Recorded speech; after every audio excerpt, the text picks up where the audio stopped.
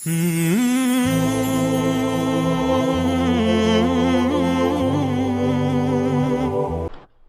اللہ الرحمن الرحیم والصلاة والسلام علی رسولہ الکریم وعلی آلہ وصحبہ اجمعین، اما بعد۔ داعی اور مدعو میں طبیب اور مریض کا رشتہ ہوتا ہے۔ طبیب اگر مریض سے نفرت کرے علاج نہیں ہو سکتا۔ یا ایک اور مثال، داعی اور مدعو میں تاجر اور گاہک کا رشتہ ہوتا ہے۔ تاجر دکاندار اگر گاہکوں سے نفرت کرے اور بدتمیزی کا رویہ رکھے تو کتنا ہی بہترین سودا اس کی دکان پر ہو، نہیں بکے گا۔ یہی اس سے طاقتور نسبت کے ساتھ داعی کا رشتہ مدعو کے ساتھ ہوتا ہے۔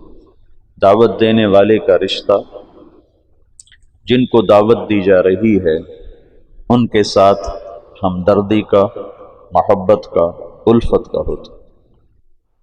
یہ آیات میری اس بات پر دلالت کرتی ہیں کہ اللہ تعالیٰ کو کہنا پڑا لعلک باخع نفسک علی آثارہم ان لم یؤمنوا بہذا الحدیث اسفا، لعلک باخع نفسک اسفا، تو غم میں ہی مر جائے گا، ان کے غم میں مر جائے گا۔ لعلک باخع نفسک الا یکونوا مؤمنین فلا تذهب نفسک علیہم حسرات من کفر فلا يحزنک کفرہ لست علیہم بمسیطر ما انت علیہم بجبار۔ ایک دفعہ میں نے یہ آیات کٹھی کی تھی، بہت زیادہ ہو گئی تھی، جن میں صرف یہ بتلایا جا رہا ہے کہ اللہ کے نبی کو کتنا غم تھا نافرمانوں کے بارے میں۔ آج کے دور کے اہل حق دعوت دینے والے اور جتنے حق سے دور لوگ ہیں، یا کفر کی شکل میں یا اسلام کے لبادے میں باطل عقائد کی شکل میں یا بدعت کی شکل میں یا مذہبی آزادی جس کو غیر مقلدیت کہتے ہیں اس کی شکل میں، اکابر کی گستاخی کی شکل میں، یا صحیح العقیدہ ہو کر شراب، زنا، گانا بجانا، ظلم، ستم، یہ جتنی شکلیں ہیں یہ ساری کی ساری قابل رحم ہیں۔ یہ مدعو ہیں، آپ داعی ہیں۔ آج اہل حق ان سے نفرت کرتے ہیں۔ کتنی یہ حق، یعنی کتنی اصل سے ہٹی ہوئی بات کہ ان سے تو محبت تھی۔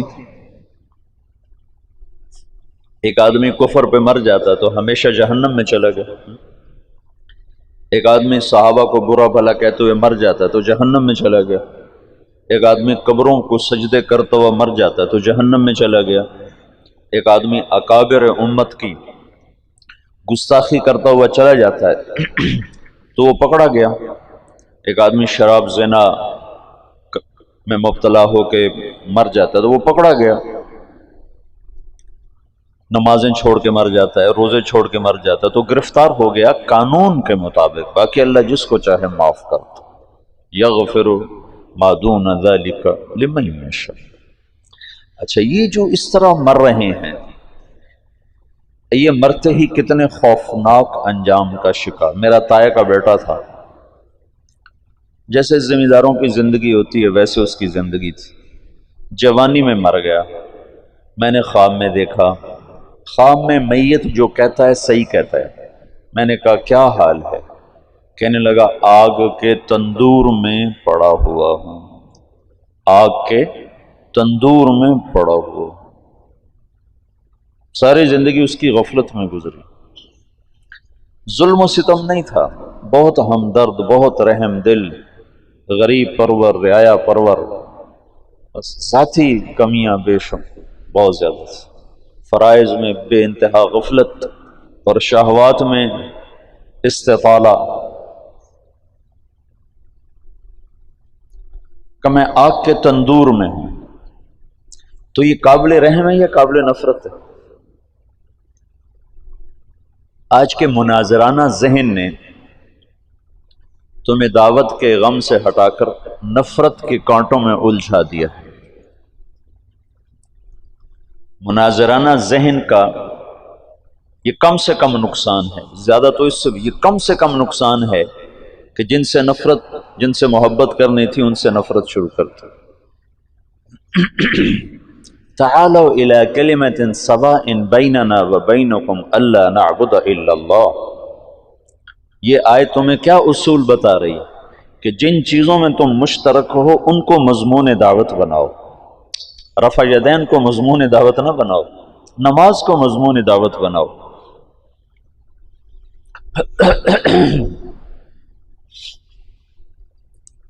اور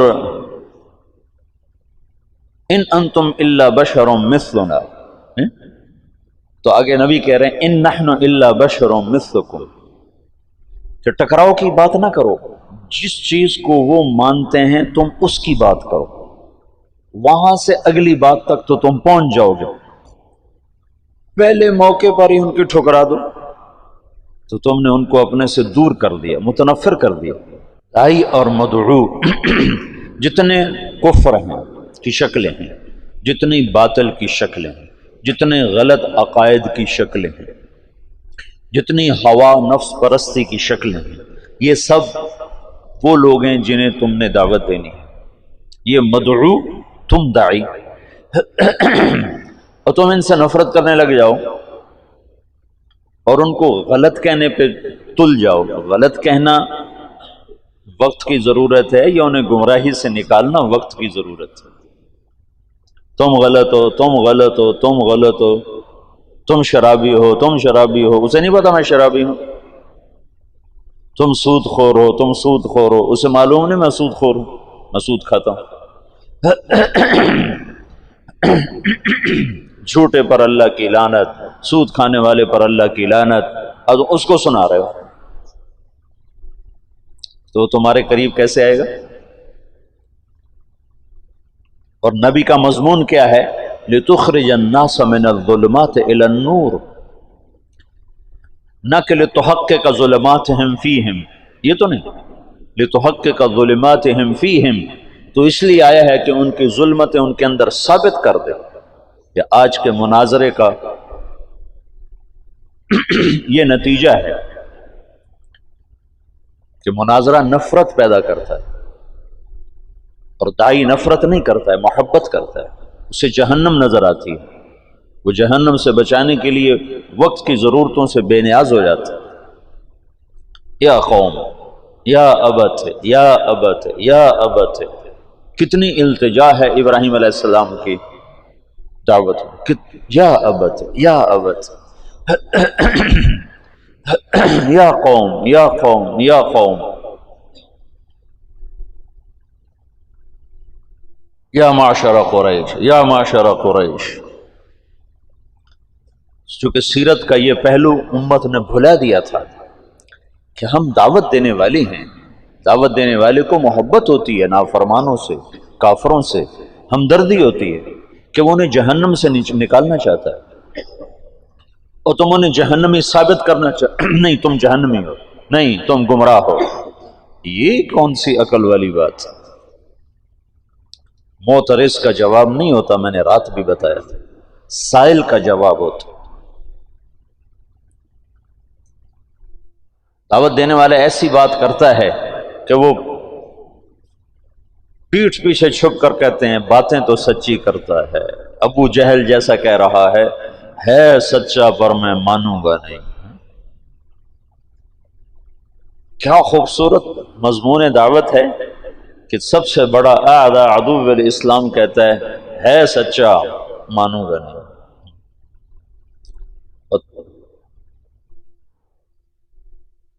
محکم بن طفیل مسلمہ کذاب کا سالار کہنے لگا واللہ انک لکذاب، مسلمہ سے کہنے لگا واللہ انک لکذاب ولیکن کذاب ربیعہ احب الی من صدوق مضر. جادو وہ ہوتا ہے جو سر چڑھ کے بولے. مناظرے کی زبان توہین کی ہے، اہانت کی ہے، تذلیل کی ہے، تحقیر کی ہے، استخفاف کی ہے، اور اس میں سے ایک چیز بھی دعوت کے ساتھ نہ جوڑ کھاتی ہے نہ اسلام کے ساتھ جوڑ کھاتی. دعوت دینے والے کے اندر محبت ہوتی ہے، ہمدردی ہوتی ہے کہ یہ جہنم سے بچے. حج سے ہم مینا سے واپس آ رہے تھے. مینا سے 1999 کا میرا پہلا حج تھا. تو اس وقت کنکریاں جہاں مارتے تھے نا، پل کے ساتھ اترتے ہی نائی کھڑے ہوتے تھے، سر کے بال، کوئی داڑھی شیو کراتا تھا، کوئی سر کے بال مڑاتے ہیں، کوئی ویسے داڑھی ٹھیک کراتا. تو میں آگے تھا، میرے پیچھے میرے 3-4 ساتھی تھے پشاور کے، اکٹھے تھے. تو جب یوں نیچے اترے ہیں تو ایک نوجوان سیالکوٹ کا، بعد میں تعارف ہوا سیالکوٹ کا، وہ سر کے بال اس کے صاف ہو گئے تھے اور داڑھی شیو کرانے لگا تھا. داڑھی تو یہاں نائی نے صابن لگایا تھا. وہ ایک نوجوان تھا راشد، بہت بڑا تاجر، کروڑوں پتی، جوانی میں تبلیغ میں لگا. اس نے جب دیکھا تو ایک دم جا کے اس کے پاؤں میں گر گیا، اس کے پاؤں پکڑ کے رونے لگا، کہنے لگا ابھی تیرے سارے گناہ معاف ہو چکے ہیں، یہ دوبارہ فوراً گناہ نہ کر، تیرے سارے معاف ہو چکے ہیں. جب آدمی عرفہ سے واپس لوٹتا ہے تو سارے معاف ہو گئے، تو تیرے سارے معاف ہو گئے، دوبارہ اپنے کافی کو کالا نہ کر. وہ ایسا رویا کہ وہ نوجوان خود رونے لگا. تو اس نے وہ تولیہ جو یہاں رکھا ہوا تھا نا، اس نے اس سے اپنا سارا صابن صاف کر دیا اور نائی سے کہنے لگا میرا خط بنا دو، آج کے بعد میری توبہ، میں داڑھی نہیں منڈاؤں. یہ داعی ہوتا ہے. تم بے وقوف مناظرانہ ذہن رکھتے ہو کہ ہم نے نیچا دکھانا ہے. نیچا دکھانا بھی کوئی حق ہے؟ اوروں کو عزت دینا سیکھو، پھر وہ تمہارے سامنے گر جائیں گے، خود ہی گر جائیں گے.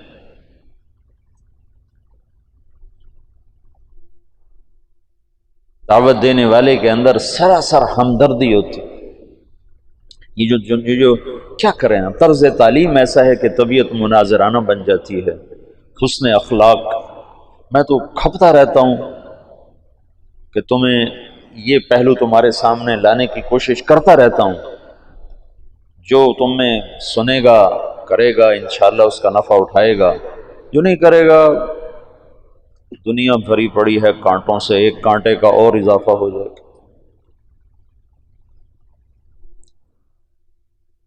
تو دعوت دینے والا سراسر رحمت ہوتا ہے، وہ راتوں کو اٹھ کے روتا ہے. ڈاکٹر سعید رانا، کینسر کا اسپیشلسٹ، اس کو سعودی عرب حکومت نے اس کی اس ڈگری پر سعودیہ کی شہریت دی ہے، پاسپورٹ دیا ہے. ایسا قابل آدمی.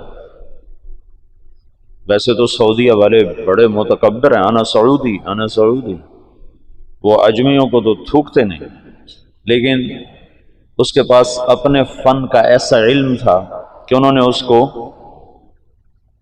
سعودیہ کا پاسپورٹ دیا، سعودی شہری بنایا. یہ گوجرے کا ہے. وہ مجھ سے کہنے لگا کہ میں انگلینڈ پڑھتا تھا، بیلجیم پڑھتا تھا، تو میں انگلینڈ گیا پاکستانی موسیقی کے کچھ کیسٹ خریدنے کے. بیلجیم میں ابھی اس وقت اتنا پاکستانی مجمع نہیں تھا، زیادہ مجمع انگلستان میں تھا. تو کہنے لگا میں لندن گیا پاکستانی گانے خریدنے کے لیے. تو وہاں ایک جماعت سے میری ملاقات ہو گئی. انہوں نے مجھ سے 2-4 باتیں کی، مجھے بڑی اچھی لگیں، تو میں نے وہ دن ان کے ساتھ گزارا. رات ہوئی تو وہ کہنے کہ رات بھی ہمارے پاس ٹھہر جاؤ. تو کہنے کہ میں رات بھی ٹھہر گیا.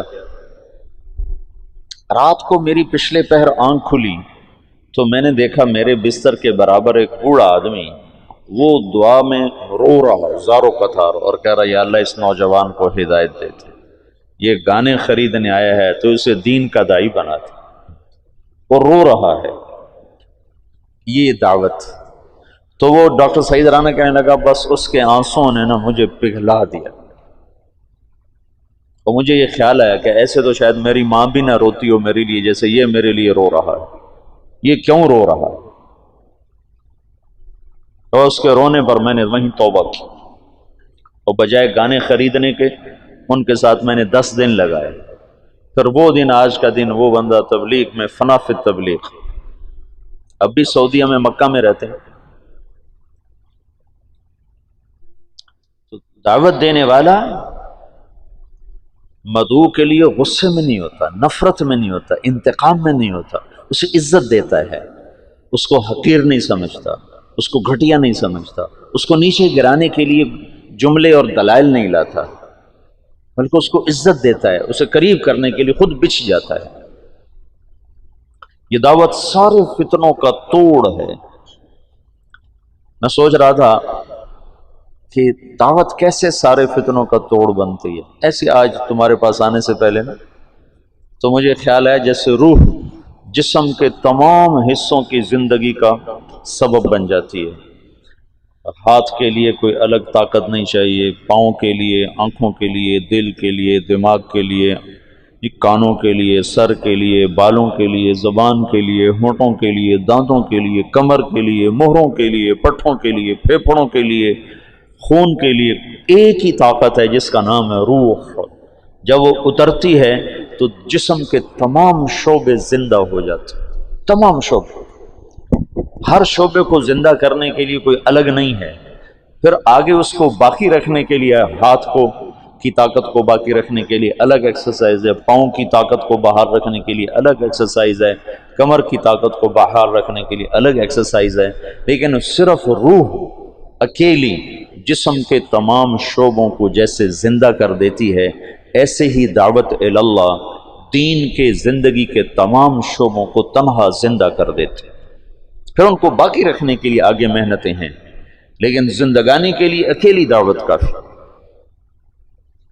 اور یہ عیسیٰ علیہ السلام تک ہوتا چلا آیا کہ دائی اکیلا ہوتا تھا اور کوئی ہاتھ میں تلوار نہیں، طاقت نہیں۔ اول من قاتل فی سبیل اللہ یوشع، پہلا شخص، پہلا نبی جس نے قتال کیا وہ یوشع علیہ السلام۔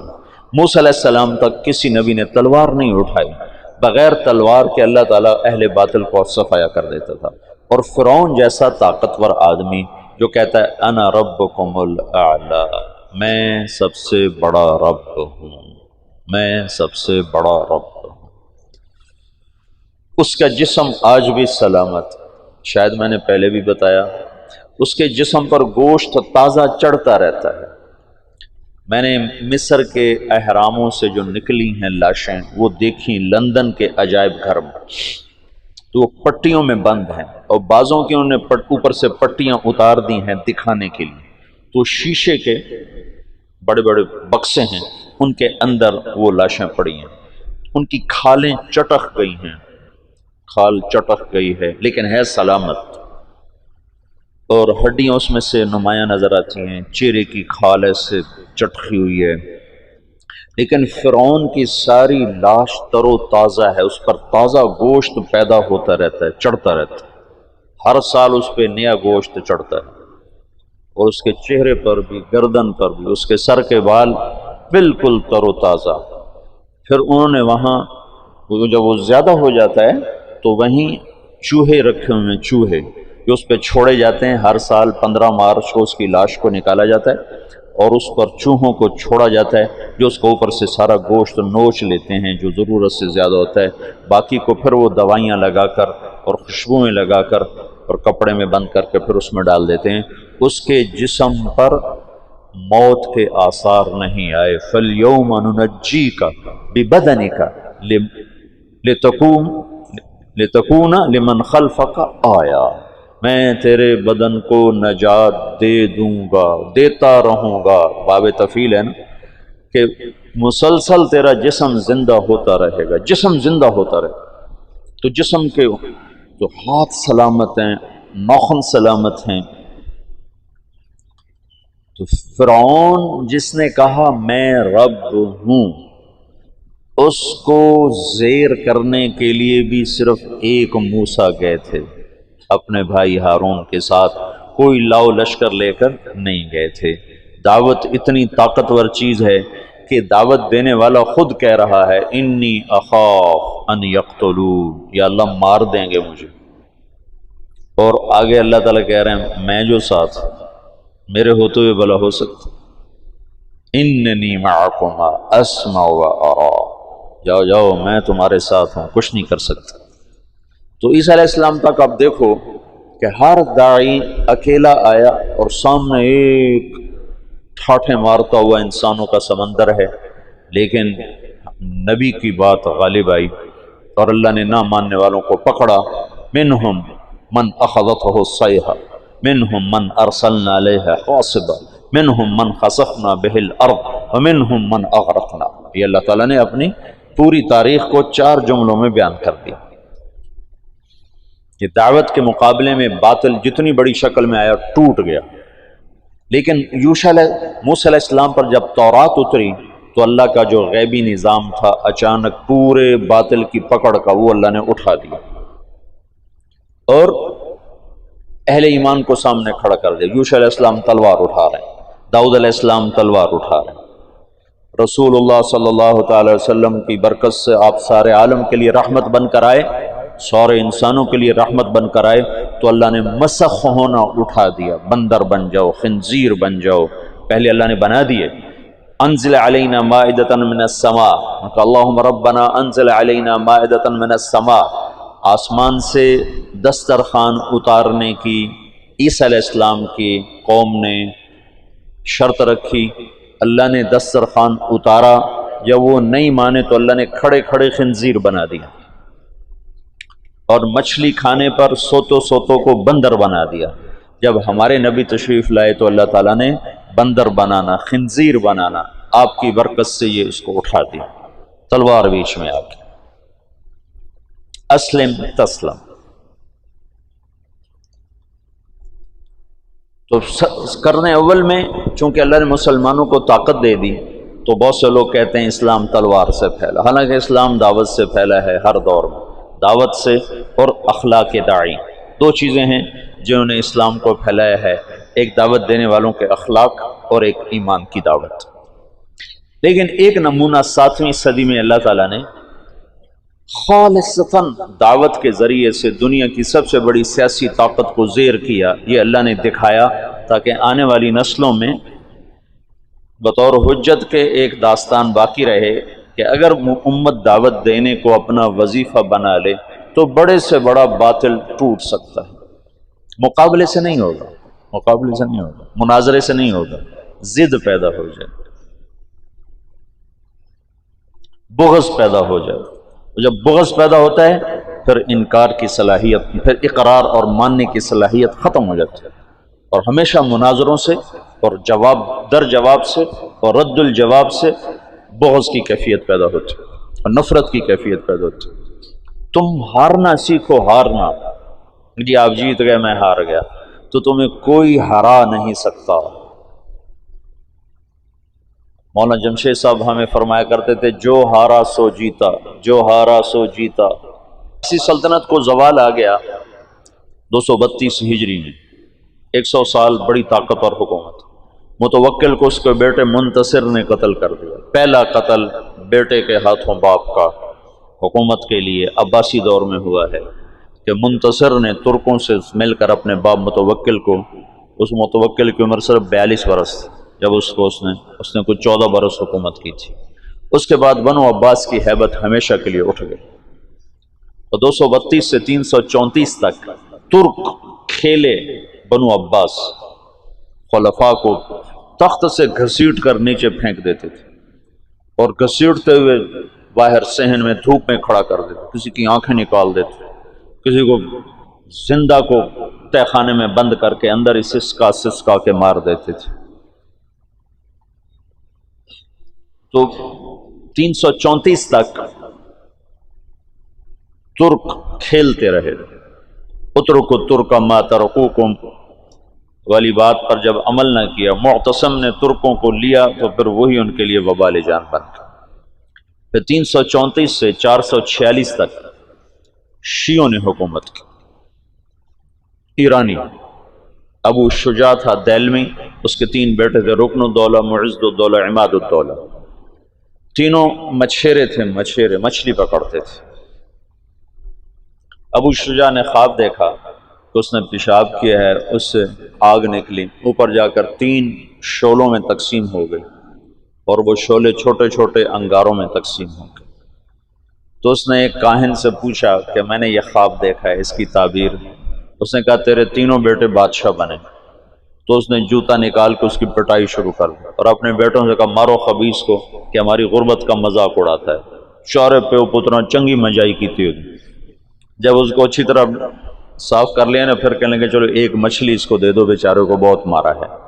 تو اس کو ایک مچھلی انہوں نے دے دی۔ 20 سال بعد یہ تینوں بیٹے بادشاہ بن چکے تھے، اور 25 برس میں پوری اسلامی سلطنت ان کے نیچے آ چکی تھی، اور ساری اسلامی سلطنت پر شیعہ قابض تھے۔ مصر اور تمہارے استاد کا دیش شمالی افریقہ سارا یہ اسماعیلی شیعہ، اور شام، عراق، صرف یہ ہندوستان بچا ہوا تھا۔ ہندوستان، یہاں ہندوستان میں اس وقت اسلامی سلطنت کا ایسا قیام پہ نہیں تھا۔ سندھ میں تھی اسلامی سلطنت، اس میں اثنا عشری شیعہ۔ 446 میں سلجوق کھڑے ہوئے، طغرل بیگ کے ذریعے سے اللہ تعالیٰ نے تمام شیعہ کا اخراج کیا، اور اہل السنت والجماعت کا اقتدار قائم ہوا 590 تک۔ 590 تک، 446 سے 590۔ ملک شاہ کے مرنے پر زوال آ گیا سلجوقیوں کو۔ سلجوقوں نے بڑی خدمت کی ہے اسلام کی، لیکن بعد میں آپس کی لڑائیوں نے انہیں تباہ و برباد کر دیا۔ تو علپ ارسلان تھا ملک شاہ کا والد، بڑے عبرت کا قصہ اس لیے سنا ہے، ملک شاہ کا والد تھا۔ تو وہ جا رہا تھا چین فتح کرنے، چین۔ تو راستے میں ایک اس کا قلعہ تھا، اس کے جو قلعے کا جو منتظم ناظم اعلیٰ تھا اس کو بلوایا، اس نے کوئی گستاخی کر دی، تو علپ ارسلان کو غصہ آیا اور اس نے اس کے قتل کا حکم دی۔ تو وہ آگے کہنے لگا ارے مخنث، میں ایسے ہی قتل کر دیا جاؤں گا؟ تو علپ ارسلان کو اور غصہ چڑھا، تو اس نے جلاد کو ہٹا دیا اور خود تیر کمان اٹھا کے اس کو تیر مارا، ایسے سامنے کھڑا ہوگا۔ تقدیر اللہ کی غالب تھی۔ علپ ارسلان اس وقت تمام ترکوں میں سب سے نشانے باز تیر انداز شمار ہوتا تھا تمام، اور اس سامنے کھڑے پر تیر خطا چلا گیا۔ تو اس کو غصہ چڑھا، اس نے اپنا تلوار نکالی اور آگے بڑھا خود قتل کرنے کے لیے۔ تو اپنے ہی جو اس نے شاہی عبا ہوتی ہے اس میں اس کا پاؤں اٹک گیا، تو اس سے وہ گر کے اس کے سامنے جا پڑا، تو اس نے وہاں سے چھلانگ لگا، خنجر نکال کر سیدھا اس کے دل میں اتار دیا۔ بعد میں وہ تو قتل ہو گیا، تو اس کو اٹھا کے بستر پہ ڈالا گیا۔ تو اس نے وصیت کی کہ میرے بعد میرا بیٹا ملک شاہ بادشاہ ہوگا، اور نظام الملک اس کا وزیر ہوگا، اور اس کی ساری تدبیر وہ دیکھے گا جب تک یہ بالغ نہیں ہوتا۔ پھر اس نے کہا میں تمہیں آج ایک بات بتاتا ہوں، میں ایک بڑے شیخ کی خدمت میں گیا تھا، میں نے ان سے کہا تھا مجھے کچھ نصیحت کرو، تو انہوں نے مجھے فرمایا تھا کبھی بھی عجب میں مبتلا نہ ہو، اور کبھی دشمن کو کمزور نہ سمجھنا۔ کہ یہ 2 باتیں مجھے کہی، دشمن کو کمزور نہ سمجھنا، عجب میں مبتلا نہ ہو۔ کہ کل شام کو میں ٹیلے پر کھڑا ہوا، اپنے لشکر کو دیکھ رہا تھا، تو میری جی میں آ رہا تھا پوری دنیا میں مجھ سے بڑا بادشاہ کوئی اور یہ بات ٹھیک تھی، فعلاً ٹھیک تھی، پوری دنیا میں مجھ سے بڑا بادشاہ کوئی۔ اللہ تعالیٰ نے مجھے دکھایا کہ تجھ سے بڑا اللہ ہے، اللہ ہے۔ اور اس قلعے کے ناظم کو میں نے حقیر چیونٹی کی طرح سمجھا، اور خود اس کو اٹھ کے مارنے کو دوڑا، تو اللہ نے مجھے اسی کے ہاتھوں مروا کے دکھا دیا کہ طاقت اللہ کے ہاتھ، تو میں نے اسے حقیر جانا، ادھر میں عجب میں مبتلا ہوا۔ تو بادشاہی کا عجب تھوڑا ہوتا ہے اور لکھنے پڑھنے کا عجب اس سے زیادہ ہوتا ہے۔ 590 سے 656 تک پھر کسی کا ہاتھ نہیں ہے بنو عباس پر، ایسے ہی روتے دھوتے۔ تو چنگیز خان اٹھا ہے کہ 610 میں، اور اس نے تباہی کا ایک ایسا ریلا اس کے ساتھ تھا، ہر چیز کو خس و خاشاک کی طرح بہا کر لے گی۔ 664 میں وہ مرا ہے، اس وقت اس کی عمر 73 برس تھی، 73 سال 4 مہینے۔ اس نے کوئی 25 برس حکومت کی، اور اس نے چنگیزی سلطنت کو ناقابل تسخیر بنا دیا۔ یہ دنیا کا واحد جرنیل ہے، رات بھی بتایا تھا، جس نے شخصی طور پر تنہا سب سے زیادہ فتوحات کی ہیں، اور اس کا کوئی علم عطائی تھا جنگوں کے بارے میں، ملک گیری کے بارے میں، جہاں گیری کے بارے میں، اس کا علم عجب تھا، اس کی برق رفتاری، اس کی ذہن کی تیزی کمال درجے کی تھی۔ قبائل کو ایسے اس نے جوڑ دیا تھا، سب ایک جھنڈے تلے مختلف قبائل جمع ہو گئے تھے، اور دنیا کی ناقابل تسخیر طاقت بنے۔ اور قراقرم صحرائے گوبی میں منگولیا کے پاس ایک بڑا شہر اس نے بنایا، دارالحکومت، جو ساری دنیا کا سب سے بڑا دارالحکومت، اور ان کا بڑا نشانہ مسلمان تھے، مسلمان، کہ مسلمانوں سے زیادتی ہوئی تھی، جس کے بدلے میں چنگیز خان نے ان پر حملہ کیا تھا۔ چنگیز خان کے مرنے پر اس کی سلطنت، اس کے 4 بیٹے تھے، بڑا جوجی تھا، جوجی کے بارے میں اسے شک تھا کہ یہ میرا بیٹا نہیں، کہ اس کی جب یہ چھوٹا سردار تھا تو اس نے بڑی شکستیں کھائیں، حتیٰ کہ اس کی بیوی اغوا ہو گئی۔ جب وہ واپس آئی تو حاملہ تھی، لیکن اس نے بورتائی خاتون اس کا نام تھا، اس نے ہمیشہ اس کو عزت دی اور اس بیٹے کو اپنا ہی بیٹا سمجھا، اس کا نام جوجی۔ 3 بیٹے اس کے سامنے پیدا ہوئے، اغدائی اور چغتائی اور طولوئی۔ تو اس نے اغدائی کو اپنا جانشین بنایا، اور جوجی کو روس کی سلطنت دی، روس کی، اور چغتائی کو اس نے منگولیا کی طرف کا اور چین کی طرف کا علاقہ دیا، اور جو طولوئی تھا اس کو یہ نیچے آذربائیجان سے نیچے ایران اور یہ شام، یہ علاقے اس نے 4 حصوں میں اس نے اپنی سلطنت کو تقسیم کیا، اور اغدائی کو سب سے بڑا سردار بنایا۔ اغدائی کے دور میں فتوحات کا رخ مسلمانوں سے ہٹ کے یورپ کی طرف چلا گیا، تو ان کا ایک سالار تھا سوبدائی بہادر، سوبدائی، وہ پولینڈ تک پہنچا، پولینڈ تک، لیکن اس میں کوئی ایسی سلطنتیں تھیں نہیں، ایسی چرواہے سے بیچارے غریب لوگ، تو وہ پولینڈ تک اس نے چنگیزی سلطنت کو پھیلا دیا۔ اب یہ وہ ہاتھی ہے جس کے سامنے ساری دنیا کے بادشاہ چیونٹی اور چوہے کی طرح، انہیں میدان جنگ میں ہرانے کی کوئی شکل نہیں۔ تو اسلام کی شکل یوں تھا کہ اب بجھا، اب بجھا، اب بجھا، لیکن اللہ نے دین کو باقی رکھنا ہے تو انسانوں کو بھی باقی رکھنا ہے جو مسلمان کہلائیں۔ جب اغدائی مرا ہے تو اس کا بیٹا تھا قیوق، وہ حکمران بنا، وہ بہت رحم دل تھا، اس نے جنگیں روک دیں اور مسلمانوں کو اپنی سلطنت میں شامل کیا، تو اس کی وجہ سے ساری تاتاری سلطنتوں میں مسلمانوں کے بارے میں نرم گوشہ پیدا ہو۔ اب نامعلوم تاریخ کے گمنام سپاہی ہیں جو اتنے غیر معلوم ہیں، اتنے نامعلوم ہیں کہ کسی تاریخ میں ان کا نام تک درج نہیں، ان کی جگہ درج نہیں، جنہوں نے تاتاریوں کو دعوت دینا شروع کی۔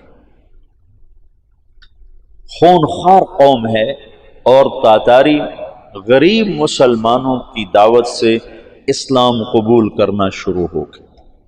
یہ تاریخ کا حیرت ناک واقعہ ہے۔ غیر مسلم مورخین بھی اور مسلم مورخین بھی جب یہاں پہنچتے ہیں تو وہ حیران ہوتے ہیں کہ کیسے ایک فاتح قوم نے مفتوح قوم کا مذہب کیسے قبول کر لیا۔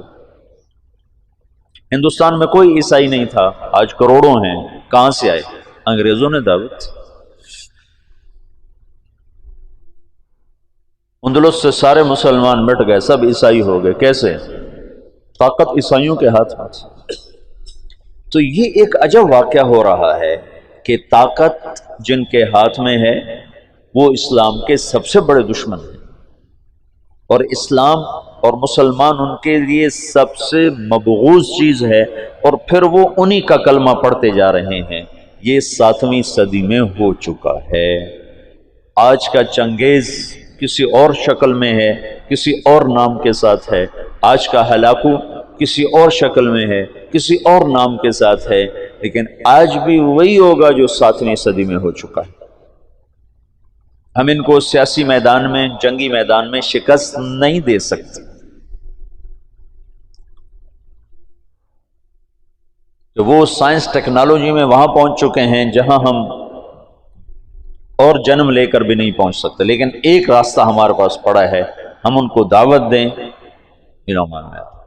اس وقت فرانس میں اوسط 5 سے 6 گورے روزانہ مسلمان ہو رہے ہیں، اوسطاً 5 سے 6 گورے روزانہ مسلمان، اور فرانس یورپ میں سب سے زیادہ اسلام قبول کرنے والا ملک بن چکا ہے، اور اس کے بعد اٹلی سب سے زیادہ تیزی کے ساتھ اسلام میں آ رہا ہے، وہ پوری دنیا میں امریکہ میں سب سے زیادہ اسلام پھیل رہا ہے۔ دعوت ایسی چیز ہے جو چیونٹی سے ہاتھی کو مروا دیتی،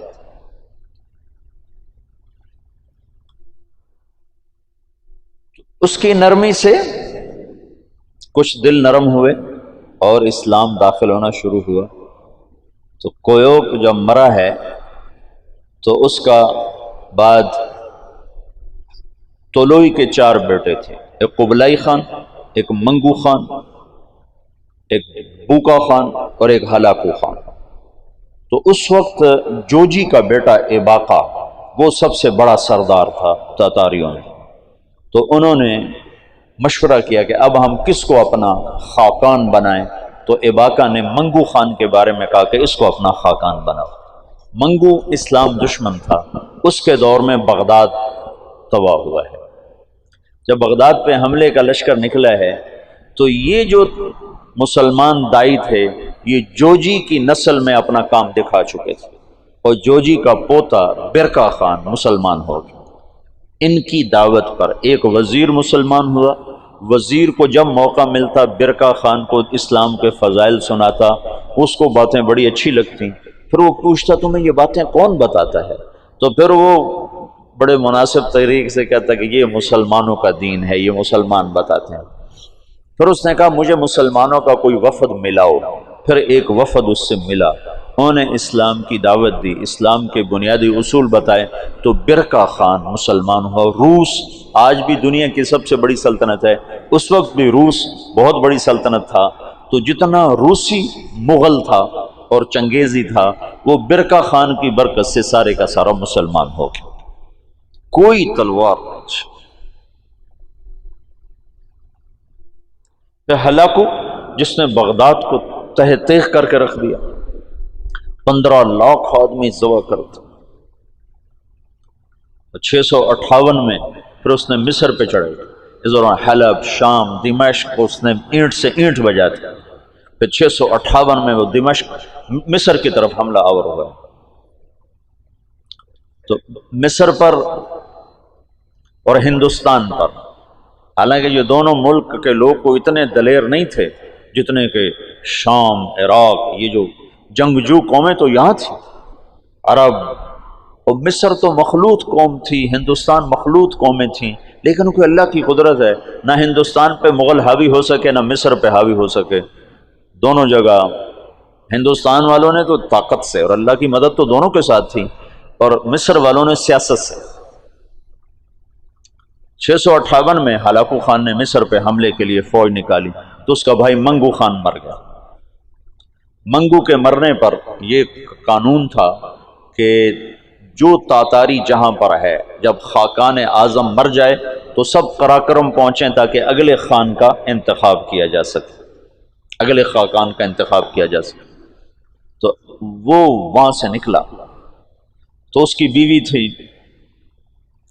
وہ عیسائی ہو چکی تھی، دوقوزا، اور اس کا سالار تھا کتبوغا، وہ بھی عیسائی ہو چکا تھا۔ وہ مسلمانوں پر بہت ظلم اٹھاتے تھے، بہت ظلم اٹھاتے تھے۔ اور ان دونوں نے بڑی کوشش کی کہ ہلاکو خان عیسائی ہو جائے، لیکن وہ عیسائی نہیں ہوا۔ تو انہوں نے اس کی منت کی کہ تم واپس نہ جاؤ، مصر کو فتح کر لو، وہ تو مر گیا، اب تو پہنچ بھی نہیں سکتے ہیں، تو تم بعد میں جانا، پہلے مصر فتح کرو۔ اس نے کہا نہیں، یہ چنگیز خان کا قانون ہے، میں اسے پورا کروں۔ اور اس نے ایک لشکر کا حصہ شام میں چھوڑا، فلسطین میں، اور 2 حصے لے کر وہ واپس چلا گیا قراقرم کی طرف۔ تو اس موقع سے فائدہ اٹھا کر مصر والوں نے خود حملہ کر دیا۔ تو عین جالوت پر 658 میں رمضان میں یہ جنگ لڑی گئی، اور 40 سال کے بعد مسلمانوں کو پہلی فتح نصیب ہوئی، اور اس میں قطبوغا گرفتار ہوا۔ تو وہاں مصر میں اس کو ٹکڑے ٹکڑے کر کے ختم کیا گیا، پر وہ ایسا کم وقت تھا کہ بوٹی بوٹی ہو گئے، پر اس نے سی نہیں کی، اف نہیں کی۔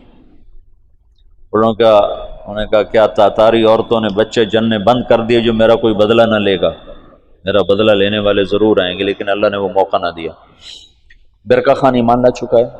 جب ہلاکو چلا ہے، وہ قراقرم کے قرولتائی اس کو کہتے تھے، قرولتائی کانفرنس، اس کانفرنس کے لیے چلا ہے، تو اس وقت قبلائی طولوئی کے 4 بیٹے تھے، تو منگو بنا تھا، تو منگو کی جگہ بوقا خان موجود تھا قراقرم میں، وہ خود ہی خاقان بن گیا۔ تو قبلائی کو پتہ چلا، تو وہ پھر فوج لے کر آیا، اور اس نے اپنے بھائی کے ساتھ پہلی دفعہ تاتاری آپس میں لڑنا شروع ہوئے، اور ان کی ہیبت میں کمی آئی، اور قبلائی خان نے بوقا کو شکست دی اور قراقرم پہ قبضہ کیا۔ پھر ان بھائیوں میں آپس میں بہت لڑائیاں ہوتی رہیں تخت کے لیے۔ آخر میں قبلائی خان غالب آیا، اور اس نے اپنے بھائی کو قید کر لیا، پھر قید میں وہ مر گیا بوقا، اور اس نے قراقرم کی بجائے چین کو اپنا دارالحکومت بنایا، چین فتح کیا اور چین کو اپنا دارالسلطنت بنایا۔ جب ان جنگوں سے فارغ ہوئے تو ہلاکو خان نے حملہ کیا مصر پر، تو برقع خان کو خط لکھا رکن الدین بیبرس نے کہ تم ہماری مدد کرو، تم بھی مسلمان ہو، ہم بھی مسلمان۔ تو پھر برقع خان نے ہلاکو کو خط لکھا کہ تم مسلمانوں پہ حملہ نہ کرو، ورنہ میں تم پہ حملہ کروں گا۔ تو ہلاکو نے اسے خط لکھا کہ تم نے چنگیز کا قانون نہیں پڑھا کہ تاتاری آپس میں نہیں ٹکرایا کرتے؟ تو اس نے اس کو جواب دیا کہ وہ بھی کافر تھا، تو بھی کافر ہے، تو حملہ کرے گا میں تیرے اوپر حملہ کروں۔ جب وہ مصر پہ حملہ آور ہوا تو برقع خان ہلاکو پہ حملہ آور ہوا، تو اس نے ہلاکو کو شکست دی، اور مصر اس تسلط سے نکل گیا۔ پھر ان دونوں بھائیوں کی، چچا زاد بھائیوں کے آپس میں لڑائیاں ہوئیں، جس میں ہلاکو کو آخر میں شکست ہوئی، اور اس غم سے وہ بھی 42 سال کی عمر میں فالج کے مرض سے مر گیا۔ اس کا پوتا ہلاکو کا پوتا نکودار اس کا نام تھا، پہلے وہ عیسائی ہوا، عیسائی، اور اس نے اپنا نام نکودار رکھا۔ یہ نکودار خاقانی نام نہیں ہے، لیکن بعد میں اللہ نے اس کو اسلام کی دولت دی تو وہ مسلمان ہو کر اس نے نام احمد خان رکھا۔ ہلاکو کی نسل میں اسلام داخل ہو گیا، کوئی تلوار نہیں چلی۔ کون گمنام تھے جنہوں نے ان کو دعوت دی؟ تبلیغ کی طاقت بتا رہا ہوں۔ یہ جو جوشیلے لوگ ہیں نا تحریکوں، ایک تبلیغ سے کیا ہوگا، صرف تبلیغ سے کیا ہوگا، نری تبلیغ سے کیا ہوگا، نرے بستر اٹھانے سے کیا ہوگا، یہ بتا رہا ہوں کہ نری تبلیغ سے کیا ہوا۔ 7ویں صدی کے چنگیز کلمہ پڑھ گئے، آج کے چنگیز بھی کلمہ پڑھیں گے، زندہ رہو گے تو دیکھو گے۔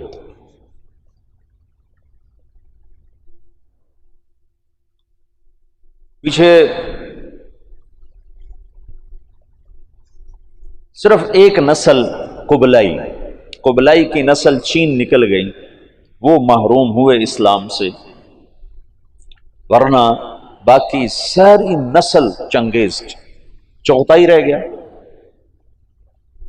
چغتائی کا پڑپوتا تیمور تغلق، وہ جلال الدین رحمت اللہ علیہ کے ہاتھوں متاثر ہوا اسلام سے،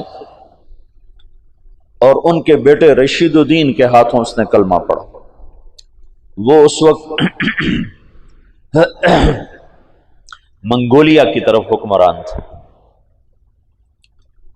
تو یہ آخری تاتاریوں کا قلعہ باقی تھا، تو اس میں ایک آدمی نے سراغ کیا، ایک آدمی رشید الدین، جلال الدین رشید الدین۔ تیمور تغلق شکار کو نکلا، تو آگے جلال الدین مل گئے راستے میں، تو ان مسلمانوں کی شکل ہو لیا تو پہچانا جاتا کہ یہ مسلمان مل گیا، آج تو میرا دن خراب گزرے گا۔ کہنے لگا تم سے تو ہمارا کتا ہی اچھا ہے۔ تو جلال الدین کہنے لگے ہاں واقعی، اگر میں ایمان پہ نہ مروں تو تیرا کتا ہی اچھا ہے۔ تو تیمور کہنے لگا ایمان کیا ہوتا ہے؟ تو انہوں نے اس کو دعوت دی، اس کا ایسے دل پہ پڑی، کہنے لگا ابھی میں ولی عہد ہوں، جب بادشاہ بنوں نا تو مجھے ملنے آنا۔ ان کے ولی عہد بادشاہ بننے سے پہلے جلال الدین رحمت اللہ علیہ کا انتقال ہو گیا۔ انہوں نے اپنے بیٹے رشید الدین سے فرمایا کہ جب تو سنے تیمور بادشاہ بنا ہے تو جا کے اسے میرا پیغام دینا۔ یہ پہنچے اس کے بادشاہ بننے پر، تو اس تک رسائی نہیں ہو سکی، بڑی کوشش کی، کسی نے دربار میں جانے نہیں دیا۔ تو انہوں نے ایک دن کیا کیا، اس کے محل کے قریب جا کر یہ سورج کی پوجا کرتے تھے، تو سورج نکلنے والا تھا تو انہوں زور سے اذان دی، تو تیمور کے کانوں میں آواز پڑی، عجب سے، ان کا یہ کون کیا کہہ رہا ہے؟ نہ آشنا آواز نہ آشنا کلمات کا، پکڑو اسے۔ تو پکڑ کے لایا گیا تو پتہ چلا کہ جو رشید الدین صاحب ہیں، جلال الدین کے بیٹے ہیں، انہوں نے دعوت دی، اس نے کلمہ پڑھا، اس نے اپنے وزراء کو بلایا کہ میں مسلمان ہو چکا ہوں، تم میرے ساتھ کلمہ پڑھو، وہ بھی مسلمان ہو۔ پھر اس نے اپنے سالار کو بلایا کہ میں مسلمان ہو چکا ہوں، تم بھی مسلمان ہو۔ اس نے کہا یہ میرے غلام سے لڑائی لڑے، کشتی کرے، اگر یہ اس کو گرا دے تو میں کلمہ پڑھ لوں گا۔ تو تیمور نے کہا تم دلائل سنو، تم کشتی کو اسلام کے ساتھ کیا جوڑتے ہو؟ انہوں نے کہا میں لڑائی کی دلیل جانتا ہوں، اس کے علاوہ کوئی دلیل جانتا نہیں۔ اس کے غلام کا نام تھا جراش، اور وہ کیا بلا تھی، وہ 5 سالہ اونٹ کو جو بیٹھا ہوتا تھا اس کو دونوں ہاتھوں پہ اٹھا کر یوں لے جاتا تھا۔ 5 سال کے اونٹ کو، تم سے یہ سلیپنگ بیگ نہیں اٹھائے جاتے 5 سالوں۔ اب اس کے ساتھ رشید الدین صاحب کیا لڑیں گے؟ تو انہوں نے کہا نہیں میں لڑوں گا انشاءاللہ، کشتی کروں گا کل اس کے ساتھ۔ اگلے دن سارا شہر اکٹھا ہو گیا، انہوں نے رات کو اللہ سے بات کر لی، جو تو نے ان کو ایمان دینا ہے تو مجھے جتا دے، نہیں دینا تو میں اس کے سامنے کچھ بھی نہیں۔ تو اگلے دن وہ بڑا اکڑتا ہوا اور ہنستا ہوا میدان میں اترا، جو گئی آگے ماڑکو سے وہ ہاتھی سا۔ تو جب دونوں آمنے سامنے ہوئے تو انہوں نے اس کے قریب جا کر ایک ہلکا سا اس کے سینے پر اللہ اکبر یوں ایک مکہ مارا، اللہ اکبر، تو وہ 4 کلابازیاں کھا کے زمین پہ گرا، دڑل دڑل دڑل دڑ پوجا گرا۔ تو سارا مجمع حیران پریشان ہو گیا۔ تو اس کے سالار نے کہا مان گیا، اسلام میں طاقت ہے، اسلام میں طاقت، کلمہ پڑھا دو۔ اس تیمور کی قبر پر آج بھی لکھا ہوا ہے یہ وہ بادشاہ ہے جس کے ہاتھ 10 لاکھ انسان مسلمان ہوئے، 10 لاکھ۔ نہ وہ شیخ المشائخ ہیں، نہ وہ کوئی صوفیاء میں سے، نہ کوئی علماء میں سے، اور اس کے پیچھے دعوت ہے کمزور انسان کی۔ اور کچھ عرصے کے بعد سوائے قبلائی کی نسل کے باقی ساری تاتاری قوم مسلمان ہو چکی تھی۔ یہ 7ویں صدی میں ہو چکا ہے میرے عزیزو، یہ 15ویں صدی میں بھی ہو جائے گا۔ یہ دعوت وہ نسخہ ہے جو ہر دور کے لیے ایک ہی طرح کی تاثیر اور اثر اور طاقت رکھتا ہے۔ ہندوستان کو اللہ نے چنا، پتہ نہیں کیوں چنا، اس میں کیا ایسی اس خطے میں صفات تھیں اللہ ہی بہتر جانتا ہے۔ یہ تھوڑا سا میں نے آپ کو پس منظر بتایا ہے کہ دعوت کی تاریخ، اس کے ساتھ سیاسی تاریخ، پھر مولانا الیاس صاحب نے کیسے کام شروع کیا، یہاں جو حالات بن گئے تھے، یہاں بھی مسلمانوں کی طاقتور حکومت تھی، لیکن جیسے قومیں زوال پذیر ہوتی ہیں تو زوال آ گیا۔ 1700 یہ شاہ عالم ثانی کے دور میں وہ الو محمد شاہ رنگیلا، اس کا نام ہی رنگیلا تھا، محمد شاہ رنگیلا، ہنوز دلی دور است، شراب پی کے مست رہتا تھا۔ 24 سال حکومت کی، نکمے لوگ جب سیادت پر آ جائیں تو شیر شاہ سوری نے صرف 6 سال حکومت کی تھی، 6 سال، وہ سارے ہندوستان کو پوری دنیا میں یوں کر دیا تھا۔ اس کا نام تھا فرید خان، نام اصل تھا فرید خان، اور سہسرام بہار میں ایک چھوٹی سی جگہ تھی جہاں یہ پیدا ہوا تھا۔ اور سپاہی بھرتی ہوا تھا بابر کی فوج میں، سپاہی بھرتی ہوا تھا۔ تو ایک دن کھانے پر بیٹھے تھے، بابر بھی بیٹھے تھے، تو سامنے گوشت کا ٹکڑا ذرا دور تھا، تو شیر شاہ سوری نے خنجر نکالا اور اس ٹکڑے کو یوں خنجر پیوست کر کے اس کو یوں اٹھایا اور اٹھا کر اپنے سامنے رکھا۔ تو بابر یہ سارا دیکھ رہا تھا، تو اس نے بعد میں اٹھ کر کہا یہ نوجوان میں مجھے اقتدار کی نظر آ رہی، یہ مجھے خطرہ نظر آ رہا ہے، اس پر نظر رکھی جائے۔ صرف اتنی بات سے اس نے کہا اس پر نظر رکھی جائے، اور وہ نظر کیا رکھتے، تقدیر اس کے حق میں آ چکی تھی، وہ اللہ تعالیٰ نے اس کو اقتدار دیا، حکومت، صرف 6 سال کی حکومت میں اس نے ہندوستان کو پوری دنیا سے یوں اونچا کر دیا، اور یہ کم وقت 24 سال حکمران رہا، اور صبح شراب کا دور چلتا تھا اور شام تک چلتا تھا۔ شاہ عالم کے دور میں تو اس کو غلام قادر روہیلا نے اس کی آنکھیں نکال دی تھی، تو شاہ عالم کے دور میں انگریز لال قلعے میں داخل ہو گئے۔ 1757 میں پلاسی میں نواب سراج الدولہ کو شکست ہوئی، اور 1799 میں جو آخری امید تھی ٹیپو سلطان، اس کو سرنگا پٹم میں شکست ہوئی، میسور۔ یہ اس کا جو باپ تھا نا حیدر علی، یہ چنیوٹ کا تھا، چنیوٹ کے پاس ایک جگہ یہاں کا تھا۔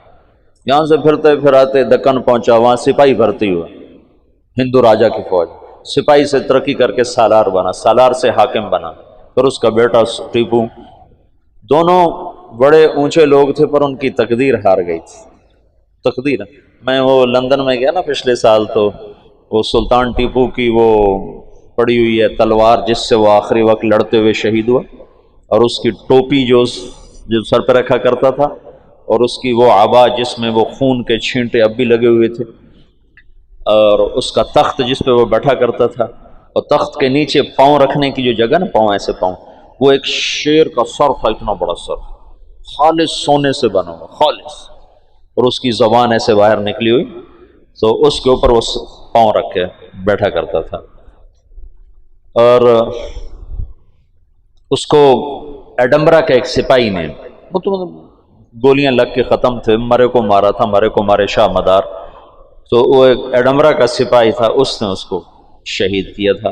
تو سارا ساز و سامان وہاں پڑا ہوا ہے اس کے عجائب گھر میں، دیکھا میں نے جا کے، اس کی شال بھی، اور اس کی ساری وہ کمان بھی، تیر بھی، ساروں نے ایک جگہ پر ایسے لگائے ہوئے ہیں۔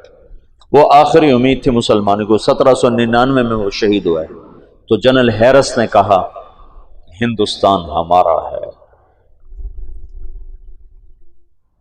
پھر 1834 میں لارڈ میکالے آیا پہلی دفعہ کہ یہاں کے مسلمانوں کو قابو کرنے کے لیے کیا پالیسی بنائی جائے اور تعلیمی نظام کیسے فٹ کیا جائے۔ پھر 1857 میں ایک آخری کوشش تھی جنگ آزادی کی، جو ایک ہلا گلا تھا، کوئی تدبیر نہیں تھی، اس لیے اس نے ناکام ہی ہونا تھا، لیکن اس میں مرزا الہی بخش اور نواب شجاع الدولہ اور نجف خان اور رجب علی خان، یہ سازشی مہرے تھے جو انگریزوں سے ساز باز کر کے انہیں دلی تک پہنچنے کا راستہ ہموار کیا۔ اس کے صلے میں ان کو جاگیریں ملیں، بہت کچھ ملا۔ جنرل بخت خان تھا جو راجپوت تھا، جویا خاندان سے تھا، بخت خان، وہ آخر دم تک لڑا، آخر دم تک لڑا۔ بہادر شاہ ظفر سے اس نے کہا میرے ساتھ نکل چلو، میں دوبارہ لشکر منظم کروں گا، لیکن تقدیر ہار جائے تو کوئی تدبیر کام نہیں آتی۔ تو بہادر شاہ ظفر کے 18 بیٹے تھے، جب انگریزوں نے دوبارہ قبضہ کیا تو 18 کو ذبح کر کے ان کے سر بڑے تھال میں سجا کر بہادر شاہ کو پیش کیے تھے۔ اس وقت اس کی عمر کوئی 83-84 سال تھی۔ اتنے بیٹوں کے کٹے سر دیکھنا تھال میں۔ پھر اس کو انہیں رنگون جلا وطن کر دیا، وہیں جلا وطنی میں اس کا انتقال ہوا۔ اس کی بیگم تھی وہ بھی وہیں مری۔ عجب داستان ہے۔ تو اب سیاسی طور پر ابھرنے کے کوئی آثار نہیں تھے، سیاسی طور پر ابھرنے کوئی آثار نہیں تھے۔ اب یہاں سے مولانا الیاس کا دور شروع ہوتا ہے۔ یہ 3-4 دن میں نے تمہیں پچھلا سارا بتایا ہے۔ اب مولانا الیاس صاحب رحمۃ اللہ علیہ نے کیسے اللہ نے ان سے کام لیا، کیسے انہوں نے کام شروع کیا کہ آج تم اور میں اسی کے، یہ شیخ رمضی اسی وجہ سے بیٹھے ہیں۔ کہاں تیونس، کہاں فیصل آباد۔ اس شخص نے کیا محنت کی کہ جس سے یوں آفاق جڑتے چلے گئے۔ سیاسی پس منظر ایسا تھا کہ آج ختم اور آج ختم۔ انگریز نے کوشش کی یہاں عیسائیت کو پھیلایا جائے اور مسلمانوں کو اندلس کی طرح ختم کر دیا جائے، لیکن اللہ کا غیبی نظام حرکت میں آ چکا تھا۔ غالباً یہ وہ آخری کوشش ہے جو ہر کچے پکے گھر میں اسلام داخل ہوگا۔